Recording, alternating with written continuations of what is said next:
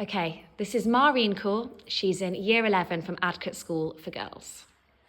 Good evening, respected students, teachers. If I could travel in time. Time is a futile concept, a mere invisible visage the human mind cannot comprehend. Its tendrils lingering around every breath, every sound, and every voice we make. Time spares no one, not the richest nor the poorest.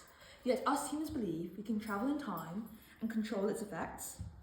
However, what if we could? What if I let my imagination run loose? What if Einstein's theory of relativity did not apply to me? I was an exception. There's hundreds of possibilities. Meet Genghis Khan and witness his brutal conquests, or visit the gardens of Babylon. Its rich green foliage, an incomprehensible fabrication the human mind cannot comprehend. The possibilities are endless. Though I don't want to travel in time for the purpose of chasing a lost treasure or meeting a pharaoh. In fact, I would like to go back to a time more tragic, more harrowing, more appalling, where being a woman was a crime in itself. There may be a time of lavish riches and dangerous conquests. However, there was also a time where young mothers were shunned away from society, from getting pregnant out of wedlock. I would like to go back to the past of St. Mary's Mother and Baby Home, Entombe from 1921 to 1972, where innocent, young, vulnerable women were portrayed as sinners, were ostracised by their families, with no other option they had to be treated at institutions like Tomb, run by nuns where they scoped for refuge. They had gone to this institution with the expectations of open arms not just for them, but for their unborn child as well.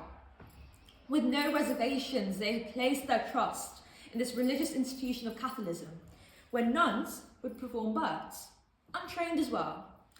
When the process was complete, whilst the mother was comprehending the life placed in her arms, the baby was stripped away from her, never to be seen again.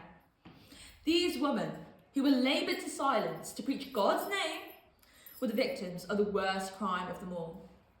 These babies would perish away because of neglect, malnutrition, premature birth and disease.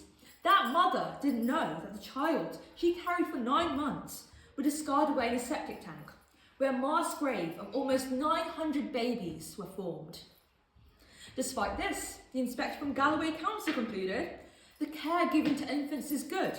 The sisters are careful and attentive. It is not here that we must look for the cause of the death rate. The ones that survived, you may ask?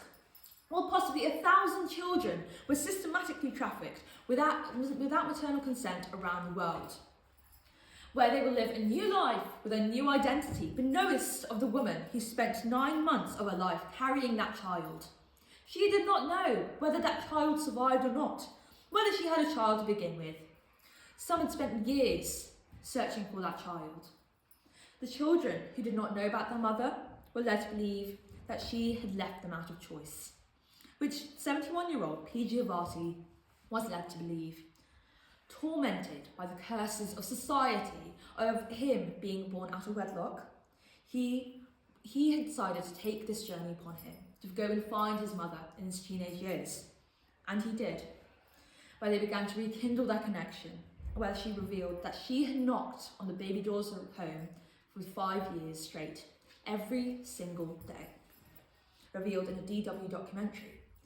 So I would like to go back and find these women justice that is not revealed 80 years later, justice that is prevalent with the times, when no woman is named as a sinner for the very purpose a disgusting patriarchal society is valued, when the very nuns that had sworn to protect other women would not be blindsided by the stigmas of the time, when no woman is subjected to such cruelty that is disguised by the veil of religion, faith, or misogyny.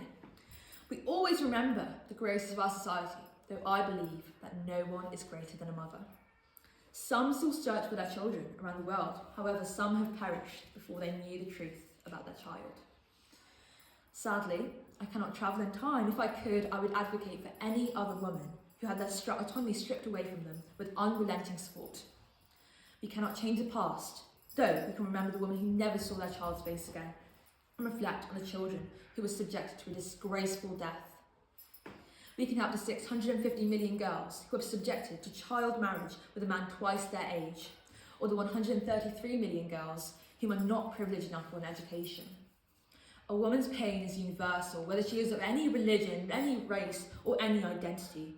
We all have the duty to make the very women who make the world worth living in the first place. Thank you.